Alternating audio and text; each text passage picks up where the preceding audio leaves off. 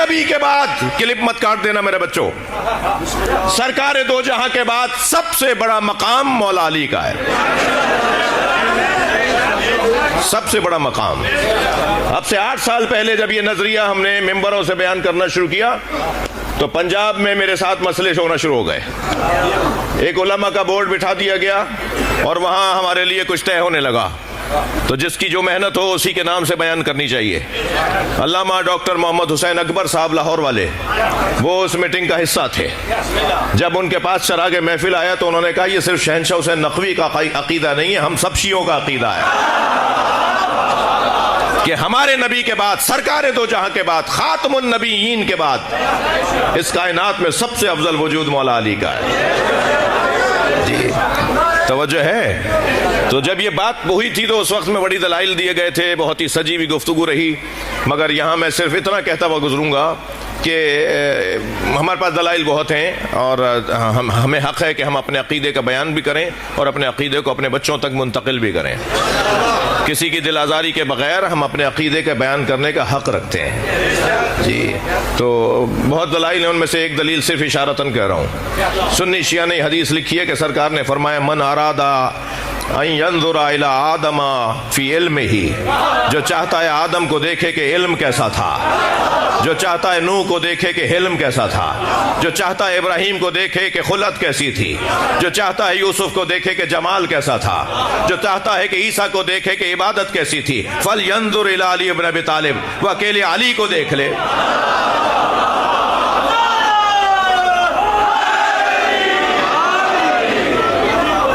ان گھروں کی تعظیم، اس گھرانے کو اللہ نے معظم قرار دیا ہے۔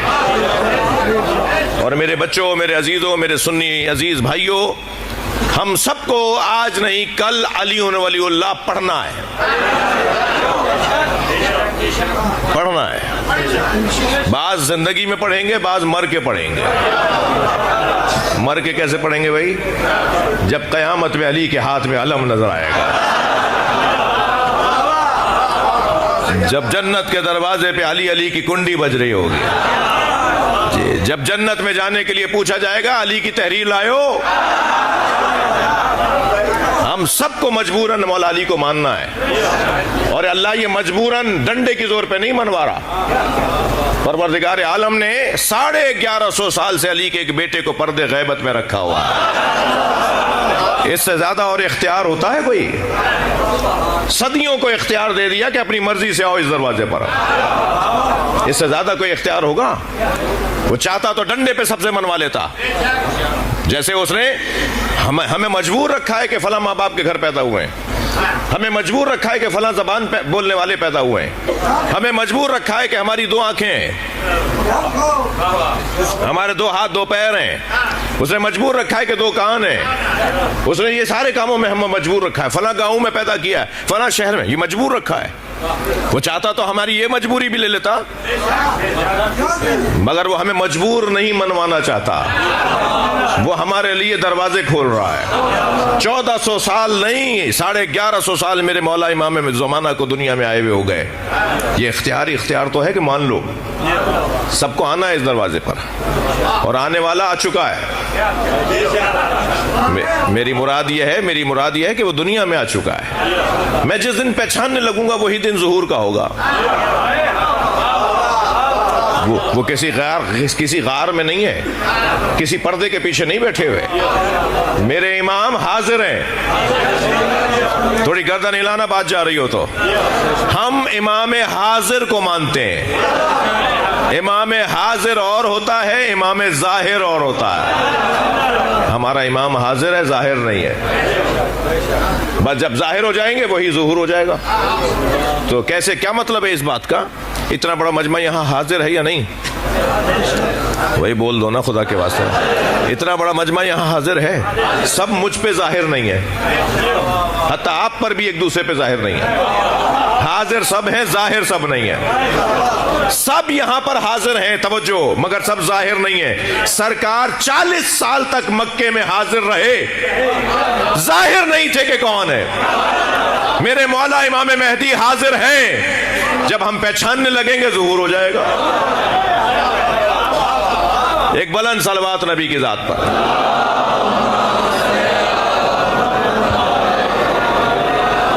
اس سے بلند صلوات ممکن ہے تو شوکت بھائی کو یہاں بٹھاؤ.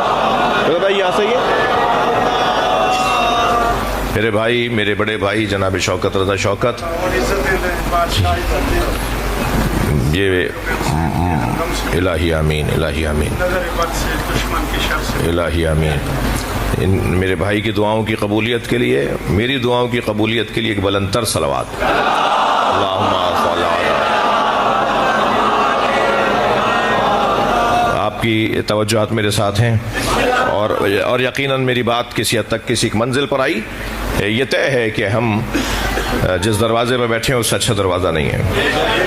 مجھے میرے عزیزوں، میں واقعاً ذاکرین تو میں ذاکروں کی اولاد ہوں بھائی، سیدھی بات ہے، ذاکروں کی اولاد ہوں. میرے دادا پردادا سب ذاکر چلے آئے جی.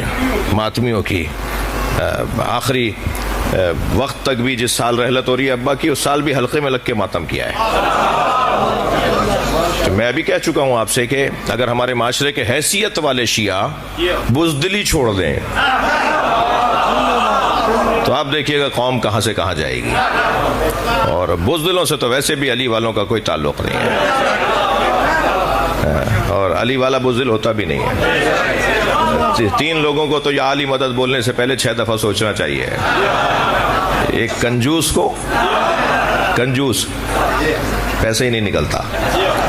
امام بارگاہ کی فنیشنگ رہتی ہے اور محلے میں 50 لوگ ایسے رہتے ہیں جن کی 200 ایکڑ سے زیادہ زمین ہے جی. امام بارگاہ کی فنیشنگ 2 سال سے نہیں ہو رہی جی. مدرسے کی ٹوٹیاں بہہ رہی ہیں، مسجد کی ٹوٹیاں بہہ رہی ہیں، مدرسے کا دیوار گر گئی ہے، مگر پیسے ہی نہیں نکل رہا. مولانا اگر خمس دے دیں گے تو بچے گا کیا؟ زکوٰۃ دے دیں گے تو بچے گا کیا جی. یہ قوم دینے والی قوم ہے. ہماری الف بے ہے سخاوت. لہذا کنجوس کا مولا علی سے کوئی تعلق نہیں، جس کے جیب سے پیسہ ہی نہیں نکلتا جی. مولوی خمس کھا جاتا ہے. بھائی تم جو نہیں کھا کے کھا رہے ہو، جو نہیں دے کے کھا رہے ہو، مت دو مولوی کو. خود اپنے علاقے میں اپنا خمس لگاؤ، اپنے ہاتھ سے اپنے امام بارگاہ مسجد میں خمس لگاؤ جی. حساب جوڑو اپنی تاریخ کا. کنجوس اور علی والا یہ نہیں ہو سکتا. دوسرا نام بتا دوں، بزدل. بزدل علی والا نہیں ہوتا. گھبرانے والا، ڈرنے والا، ڈرپوک. اور تیسرا نام بتاؤں، تنگ نظر، چھوٹے دماغ والا، گھٹے ہوئے دماغ والا جی. وہ پنجابی ہے، وہ سرائکی ہے، وہ سندھی ہے، وہ پختون ہے. اچھا سادات میں بھی رضی اللہ تعالیٰ عنہ نہیں ہے.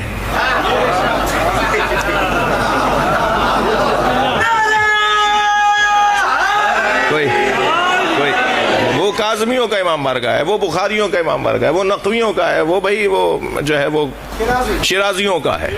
دیواروں پہ دیواریں اٹھائے چلے جا رہے ہیں، تفریقوں پہ تفریقیں اٹھائے چلے جا رہے ہیں. ہم سب کا ایک جو رشتہ ہے نا، وہ ولایت کا رشتہ ہے، وہ ولایت مولا علی کا رشتہ ہے. اگر آپ کا قریبی ترین بھی بغض علی رکھتا ہو تو وہ ہمارا نہیں ہے، اور وہ جسے میں نہیں جانتا اور اس کے دل و دماغ کا حاکم علی ہے تو وہ میرا بھائی ہے. یہ ہے ہمارا رشتہ. اور تنگ نظر شیعہ نہیں ہوتا بھائی. وسعت قلبی، سیاہ صدر، برداشت، تحمل مزاجی، معاف کرنے کی عادت ڈالنے والا، درگزر کرنے والا، بڑے بڑے جھگڑوں کو اس بات پر ختم کر دینے والا کہ اس کے دل کا حاکم علی ہے، اس کے ذہن میں جناب زہرا کا احترام ہے. میں اس وجہ سے اسے معاف کر رہا ہوں کہ یہ ماتمی ہے. تنگ نظر شیعہ نہیں ہوتا. معاف کرنے کی عادت ڈالو میرے بچوں. میں ایک روایت ہدیہ کروں گا آپ کو. محشر میں اللہ سیدہ کو آواز دے کر کہے گا، فاطمہ جسے چاہو جنت میں لے جاؤ. اور سیدہ تلتقط اللہ اکبر حبل الجدی من حبل الردی. جیسے پرندہ ردی دانوں میں سے جید دانوں کو چنتا ہے، ایسے سیدہ محشر میں سے حب حسین رکھنے والوں کو چنیں گی، محبت حسین رکھنے والوں کو چنیں گی. اور جب انہیں چن لیا جائے گا، اب محبت حسین کی بات ہے، میں تھوڑا سا جگر پہ پتھر رکھ کے بول رہا ہوں، شیعوں کی بات نہیں ہے. بہت مشکل ہے شیعہ ہونا. محب ہو جاؤ، یہی ہنر ہے. بی بی محبان حسین کو چنیں گی، اور پھر محبان حسین جب منتخب ہو جائیں گے اور جنت میں جانے لگیں گے تو پھر اللہ کی آواز آئے گی، تمہیں سیدہ نے چنا ہے، تو اب میں تمہیں اختیار دے رہا ہوں، جسے تم چاہو چن کے لے جاؤ.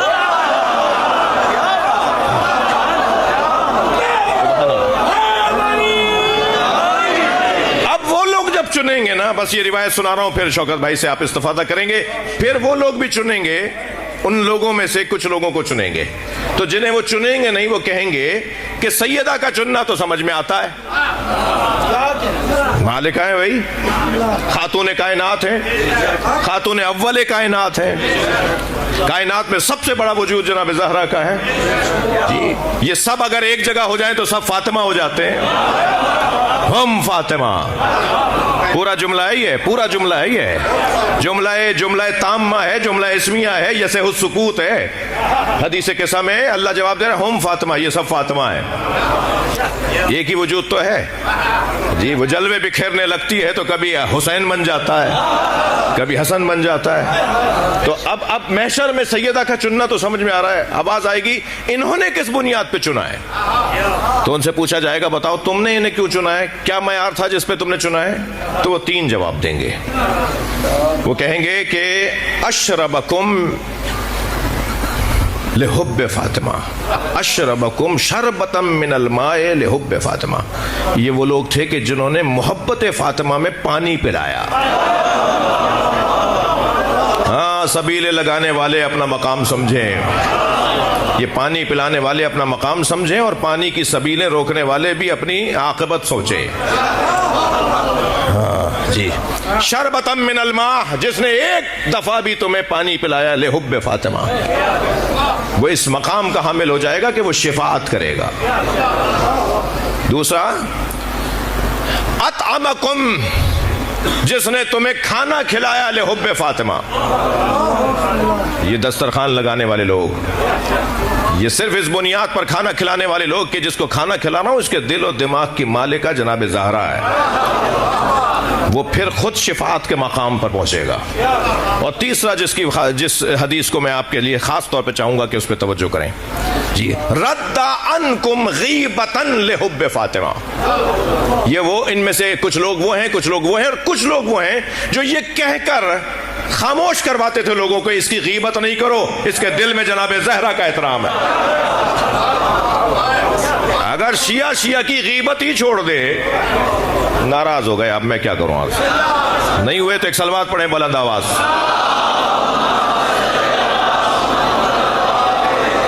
اگر شیعہ کی غیبت چھوڑ دے، تھک تو نہیں رہے.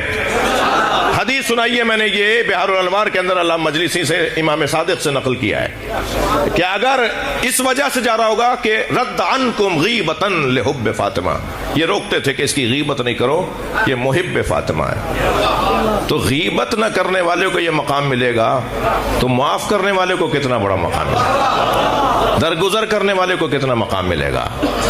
چھوڑ دو اس کو، معاف کر دو اس کو، درگزر کرو، اس لیے کہ یہ محب اہل بیت ہے. اللہ ہمیں ان باتوں پہ عمل کی توفیق عطا فرمائے. آپ کی توجہات کا ممنون ہوں، استفادہ ہوگا میرے بھائی سے. آپ سب کے لیے دعا گو، خاص طور پہ میرے یہ بھٹی برادران جو تشریف فرما ہیں، جو ملک سے باہر تشریف فرما ہوتے ہیں، آپ سب کے لیے، اس علاقے کے لیے، پورے ملک کے لیے، عالم اسلام کے لیے، شعبانیوں کے لیے دعاؤں کی قبولیت. بلند تر صلوات.